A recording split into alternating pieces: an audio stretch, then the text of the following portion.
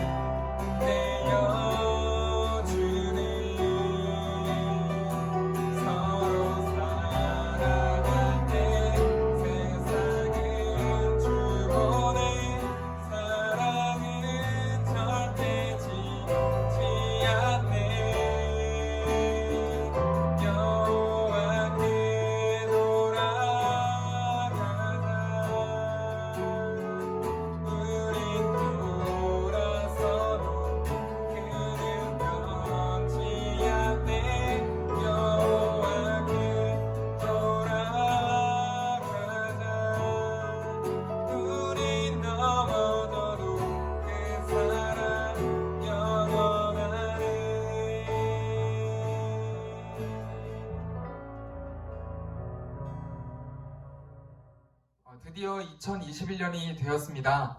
작년 한 해가 어떻게 흘러갔는지도 모르겠는데 벌써 새해 첫 주일이 되었네요. 여러분 새해를 시작하시면서 어떤 계획들을 좀 세우셨나요? 우리 잠시 영상을 멈추고 생각해보면 어떨까요? 내가 새해에 세운 계획이 있다면 그것도 한번 떠올려 보시고 또 한 번 더 내가 내 믿음, 내 신앙, 또 교회와 관련된 새로운 계획을 세웠다면 혹은 세우지 않았다면 이 시간에 잠시 영상을 멈추고 두 가지 정도만 생각해 보면 좋을 것 같습니다. 저도 여러 가지 계획을 세웠지만 올해 푸른 꿈터를 위해서 이러한 목표를 세웠습니다. 그거는 바로 푸꿈 아주 칭찬해입니다.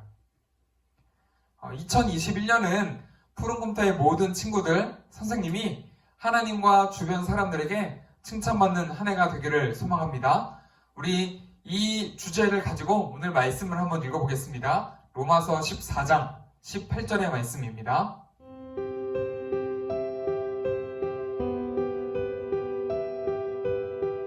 이 말씀, 이 주제 말씀이 나온 배경을 제가 잠시 설명해 드릴게요. 전에도 살짝 이야기한 적이 있지만 로마 교회에서 먹는 문제로 다툼이 계속되었습니다. 소위 제사상에 올려진 음식을 먹어도 되는가 하는 문제였죠. 그들에게는 상당히 심각했기 때문에 갈등도 생각보다 깊었습니다. 그런데 바울이 이 문제를 보기에 사실 이 문제는 그렇게 심각한 문제는 아니었습니다. 먹고 마시는 게 물론 중요하기는 하지만 교회가 갈라지고 서로 싸울 만큼의 문제는 아니라는 것이죠. 그럼 진짜 중요한 게 뭘까? 17절에서 바울은 이렇게 이야기를 합니다. 진짜로 중요한 것은 오직 성령 안에 있는 의와 평강과 희락입니다. 여기서 바울이 말하는 의는 우리가 생각하는 의로움 혹은 정의를 말하는 것이 아닙니다. 법을 지키고 약자를 보호하고 불의와 타협하지 않는 그런 어떤 사회적인 정의의가 아니라 하나님과의 관계, 하나님과의 바른 관계를 이야기하고 있습니다. 하나님이 하나님의 위치에 있고 내가 인간의 위치에 있는가를 확인해라 라고 하는 것입니다. 내가 하나님인 줄 알고 내가 하고 싶은 대로만 다 하고 있지 않느냐 하는 문제인 것이죠. 실은 로마 교회가 제사 음식을 먹고 마시는 문제로 싸우는 것도 이것과 관련이 있습니다. 이 음식을 먹는 것이 옳다 혹은 옳지 않다라고 판단하는 것도 내 기준입니다.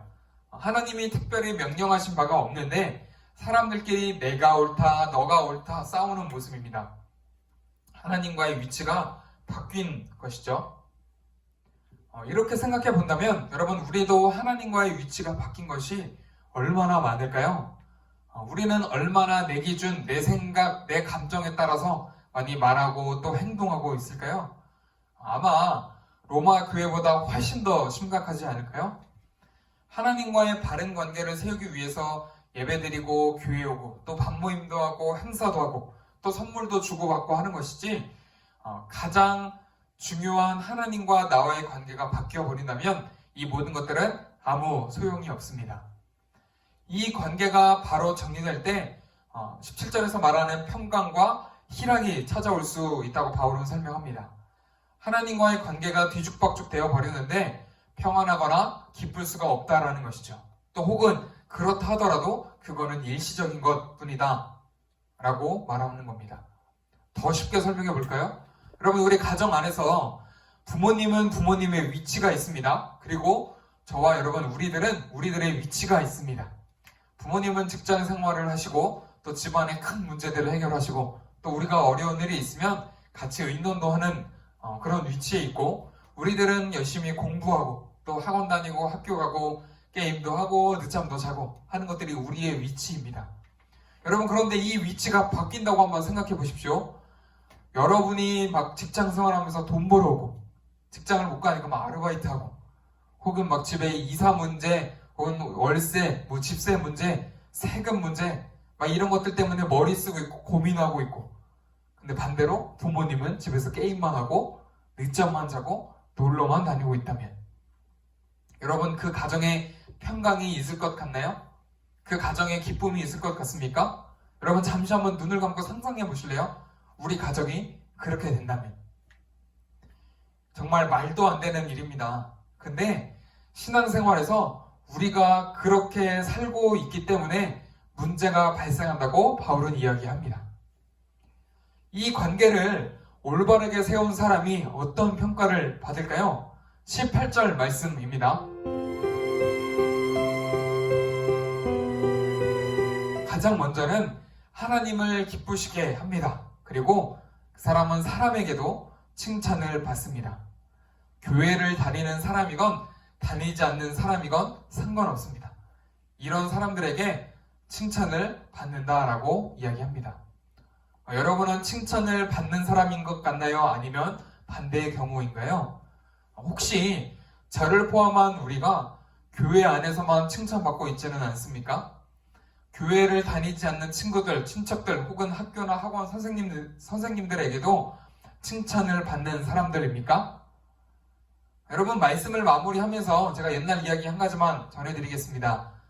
우리나라에 기독교가 들어오면서 이렇게 퍼지기 시작한 것은 조선시대 후기였습니다. 그 당시만 하더라도 남녀 7세 부동석이라고 해서 남자와 여자가 한 상에서 식사를 하는 것은 엄격히 금지되어 있었습니다. 그 정도로 남녀 차별이 극심했고 또 양반과 노비의 신분 차이도 어마어마했습니다. 그런데 조선 땅에 교회가 세워졌고 그 교회에서 충격적인 일들을 시작을 합니다. 남자와 여자는 한 자리에 함께 앉아있지도 못하던 그런 문화 속에서 같은 공간에 모여서 예배를 드리도록 했고 양반과 노비도 함께 모이도록 했습니다. 말 그대로 혁신, 어떤 센세이셔널한 일이 교회 안에서 벌어진 것이죠.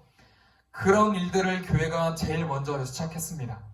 그 결과 사람들이 교회로 몰려들었고 교회를 다니지 않더라도 교회를 보면 칭찬하는 일들이 많았다고 합니다. 교회 공동체는요, 원래 그런 곳입니다. 교회 다니는 사람들은 그런 사람들입니다.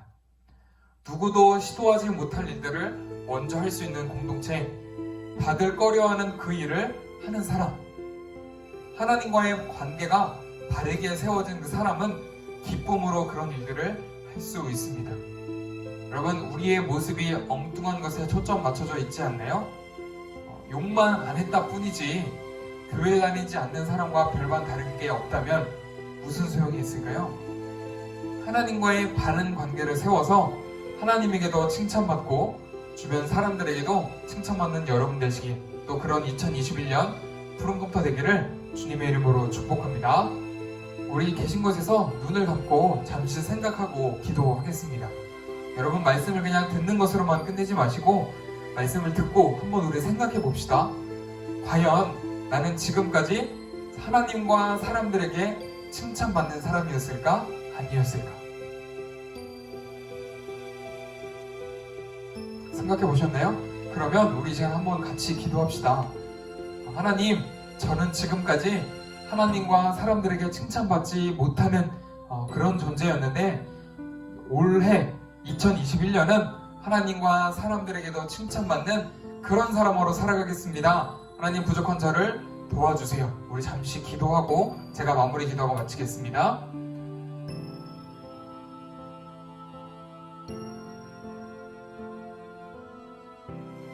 사랑의 주님, 2021년을 우리에게 선물해 주셔서 감사합니다. 시간은 그저 흐르고 있는 것 같지만 그 짧은 시간조차도 하나님께서 우리에게 주신 선물이라는 것을 우리가 깨닫게 도와주세요. 하나님, 그 선물을 우리가 받고 어떻게 기뻐하고 어떻게 활용할 것인지 하나님, 오늘 말씀을 통하여 깨닫기를 원합니다. 하나님, 내가 지금까지는 나를 위해서 살아오는 자였다면 올 2021년은 하나님을 위해서 살아가는 자 될 수 있도록 하나님 인도하여 주시옵소서. 그래서 하나님에게도 칭찬받고 다른 사람들에게도 칭찬받는 그런 귀한 존재로 살아갈 수 있도록 하나님 인도하여 주시옵소서.